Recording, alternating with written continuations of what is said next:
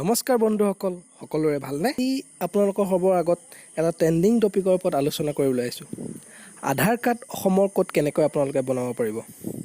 তো আহক ভিডিঅ'টো আৰম্ভ কৰোঁ। পোনপ্ৰথমে আপোনালোকে মোবাইলৰ এটা প্ৰি ইনষ্টল ব্ৰাউজাৰ, মই ইয়াত ক্ৰ'ম ইউজ কৰিছোঁ, ক্ৰ'ম ব্ৰাউজাৰত গৈ uidai.gov.in যাব। এইটো আধাৰ কাৰ্ডৰ কাৰণে স্পেচিয়েলি ৱেবছাইট বনোৱা আছে। ইয়াত আপোনালোকে ইয়াত দেখা পাইছে যেনেকৈ আধাৰ অনলাইন ছাৰ্ভিচেছ, তাৰ আণ্ডাৰত locate enrolment and update centres, তাত ক্লিক কৰিব।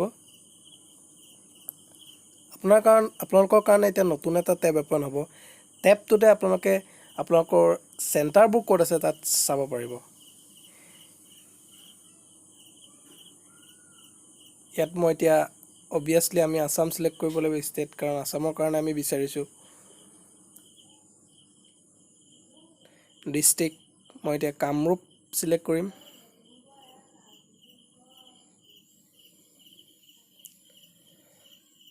চাব ডিষ্ট্ৰিক্ট এনেকৈ পলাশবাৰী আছে, পলাশবাৰী চিলেক্ট কৰিছোঁ। ভিলেজ টাউন অপশ্যন এটাই আছে, টাউন চিটি, এইটো চিলেক্ট কৰি লৈছোঁ।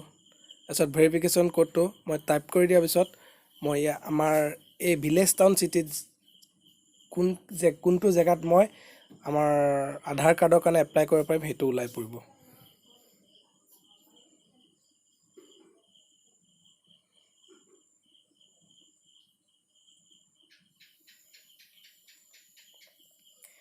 ইয়াত দেখিছে নহয় আপোনালোকে, agency name deputy commissioner Kamrup metro'.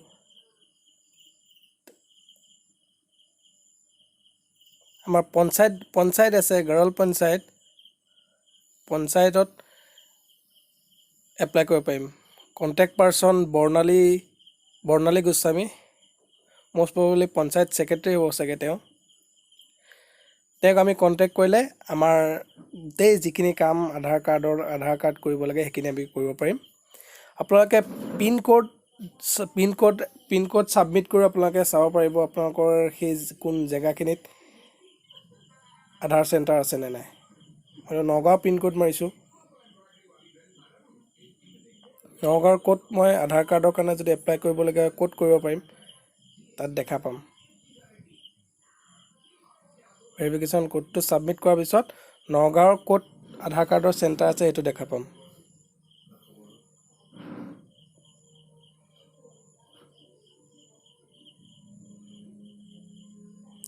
Centre summary, DC office Nagaon, Anowarul ইছলামক মই কণ্টেক্ট কৰিলে তেওঁ আমাক আধাৰ কাৰ্ড বনাই দিব।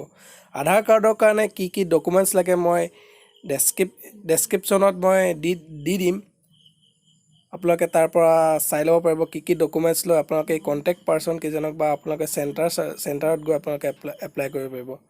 আৰু যদি আপোনালোকে কিবা বেছি অসুবিধা পায় তেনে টুইটাৰত গৈ আধাৰ হেল্প চেণ্টাৰ, ইয়াৰ ইউজাৰ নেম আধাৰ কেয়াৰ, তাত আপোনালোকে গৈ পেলাই আপোনালোকে যিখিনি আপোনালোকৰ কুৱেৰিজ তাত আপোনালোকে সুধিব পাৰিব, তেওঁলোকে লগে লগে তাত ৰিপ্লাই দিয়ে।